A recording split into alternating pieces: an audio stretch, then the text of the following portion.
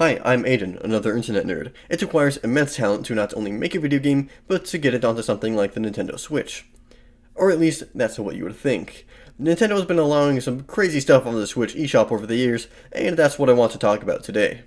Let's look at the eShop itself. The Featured tab shows the big popular, usually quality games. Great Deals is there for good deals on good games. Best Sellers shows the best sellers. But then, there's recent releases. You want to find some grade A trash? Well, this is the place for you. There's a lot of different things you can find while browsing. Sometimes you can find some not so high quality mobile games that have been ported to the Switch. That's always a treat. Look at this Boomerang game. You've got the boomerang and throw it at stuff. Crazy. I paid money for this when I could have got it on the App Store for free.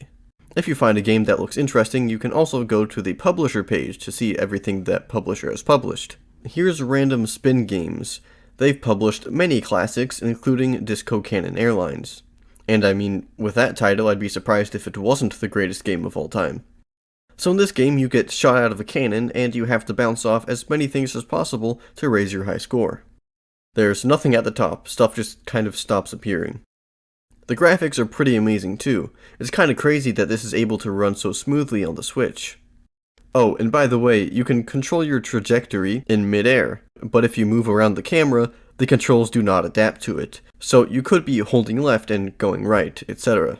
Another great thing about this game, the high score doesn't ever reset even if you exit the game and come back. There is one thing that is legitimately pretty good though, which is the music. It's a joy to be with the music, deep in the music. What a banger. Delving more into Random Spin Games, they've also got Chickens on the Road. In this game, you control this truck and go against traffic to run over these chickens and increase your score. You can't hit the green chickens though, or else you'll lose points. Too bad nothing matters though, because there is one level which goes on forever, so there's no goal, and like Disco Cannon Airlines, the high score never resets. And I know we're talking about eShop games here, but somehow they've also managed to get these games onto the PS4. The next publisher I found is Gacha Gacha Games, and their Pixel Game Maker series. Pixel Game Maker is a Japanese program used to make games, courtesy of Gacha Gacha and their parent company Kadokawa. The games seen here were made with it, and I guess were good enough to get sold on the eShop. They are a little different from the previous and some of the future games in this video, in the sense that they actually seem to be earnest attempts to make good games, which does make me feel a little bad for making fun of them. But, I mean, what the hell is this? This is Pixel Game Maker series Kingdom Fighter, a fighting game developed by Deep Planner. It's better than it looks, but that's not much of an accomplishment. Let's start up the game.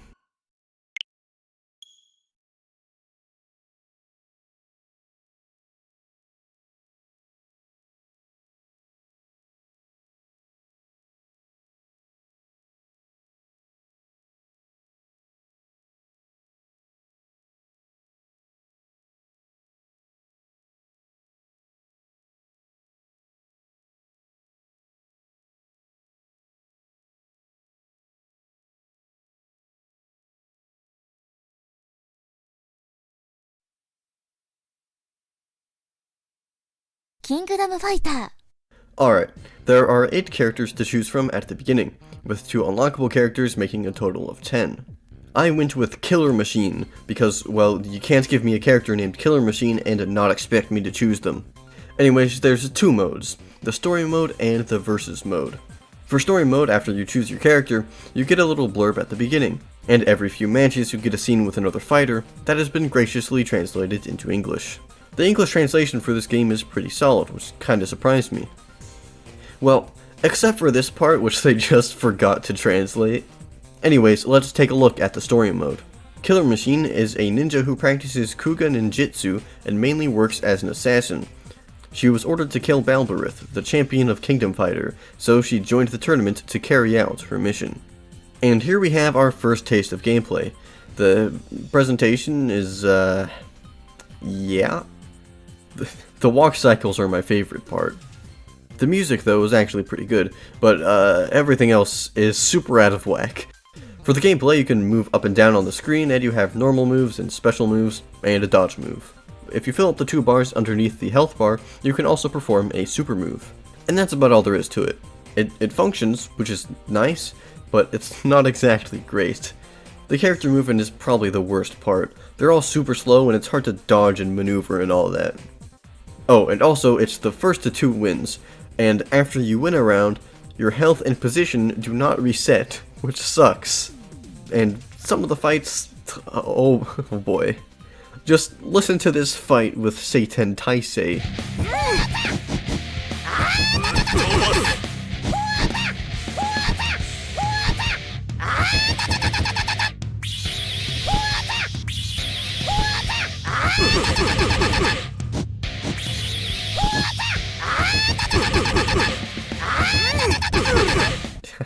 Yeah. And then there's the final boss, Balborith. He has this move where I think he says, "Come on, super light," or something like that.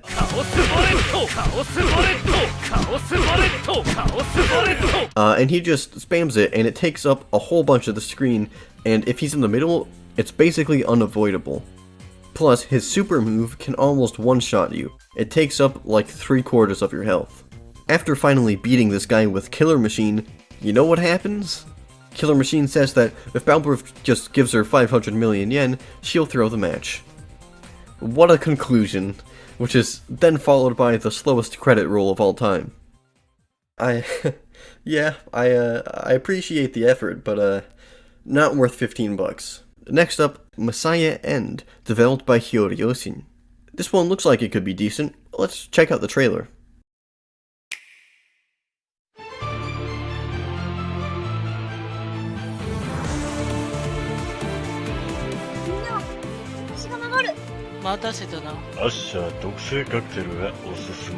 Alright, you're hired. You don't have a microphone? That's fine, just use your iPhone. This game is actually pretty decent. Well, it's not great, but it works. I just find the voice acting very funny. And here's one last Pixel Game Maker game that caught me off guard. As Pixel Game Maker is from Kadokawa, which produces anime, there's actually a game based on a Kadokawa anime. Pixel Game Maker Series Isekai Quartet Adventure/Action game. I did not expect to find an officially licensed anime game here, but here we are. Didn't actually play this one though, so I don't know if it's good or not. I think now it's time to move on and try to find something else. Let's see here. Hentai Uni. A puzzle game that can be played with one hand. You know what that means. Hentai Uni and its sequel, Hentai Make Love Not War, were developed by Omni Games LLP and are possibly the most baffling things I've seen on the eShop. Big Way Games, the publisher, is apparently comprised of not one, but several dev teams working on completely different projects. They also help with porting games, apparently.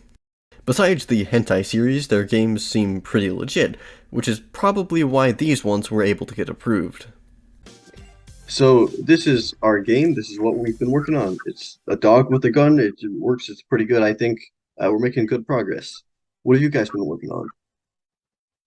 Currently my team and I are working on a game that's called Hentai Uni. What? Alright, so, Hentai Uni. This game is pretty crazy. This is just one of those simple puzzle games, but every time you solve it, the puzzle gets harder, and the girls lose more clothing. In case you're wondering, yes, they do show full uncensored boobs. Soundtrack is awesome though, can't fault them for that. They have pretty awesome transitions too. Also, there's just straight up Spider-Gwen in here. But, unfortunately, they were lying to us. You can't actually play this game with one hand. There is a way, which would entail changing the button mapping on your Joy-Cons, but without going into the Switch's settings, the game requires 2 hands. I cannot believe they would just straight up lie to us on the store page. Then there's games for a similar demographic, but with a little more effort put in. For example, Curate the Future You've Been Dreaming Of. Let's read the description on this one. Take on the role of a Zashiki Watashi, a housebound spirit that can bring you good fortune, and peer into Sachi's life, though she can't see you. You'll see some of her more vulnerable moments, and have no choice but to intervene from time to time. But it's all to guide her toward a bright future. Give her direction while she's at home, and help her grow her parameters in all kinds of ways. Your guidance will determine the future she ultimately heads toward. There are 20 total paths awaiting Sachi, and it's up to you to help her find them. Rated M for partial nudity and sexual themes. So basically, you're spying on this girl while she's just out here living her life. That's pretty sad. What surprised me though is that Q8 has actually removed some of their games from the eShop after getting backlash. Note that these games were removed by Q8 themselves, not Nintendo. Other than the future you've been dreaming of, they've basically only made ecchi visual novels such as the Fantasy Tavern Sextet trilogy. I don't know about these ones since I haven't played them, but there's always a lot of fun to be had with low-priced visual novels on the eShop. It's always a shot in the dark. You never know what kind of translation you're gonna get. Sister, meet my friend, Kenji, and this is Yukari. We've been waiting for you to wake up. Today is football. Then we have the publisher East Asia Soft. They seem to publish some pretty legit looking games, and are known, kind of, for their Pretty Girls series, which includes titles like Pretty Girls Speed, Poker Pretty Girls Battle Texas Hold'em, Pretty Girls Klondike Solitaire, Pretty Girls Mahjong Solitaire, Delicious, Pretty Girls Mahjong Solitaire, and finally, Pretty Girls Mahjong Solitaire Blue and Green. In these games, the girls get different outfits the more you progress. Outside of the Pretty Girl series, they also have stuff like Bishoujo Battle Mahjong Solitaire. I like this one because it looks like they're gonna shoot you if you mess up. You can probably tell what niche East Asia Soft is trying to fill. Some of their games seem pretty legit, and some of them are masterpieces like Waifu Impact, developed by Mitsuki Game Studio. Every time I've had a friend over the last couple of months, they see this game on my Switch, and somehow we always end up playing it. But what is Waifu Impact? Well, it's a third-person shooter in an open world. The goal is to get these stars that are scattered around the map. Every 5 stars you get a character that has a different weapon. You can also unlock pictures of the girls for getting kills. Once you get all the stars, you unlock an arena mode, where you have to fend off all the enemies for 20 rounds.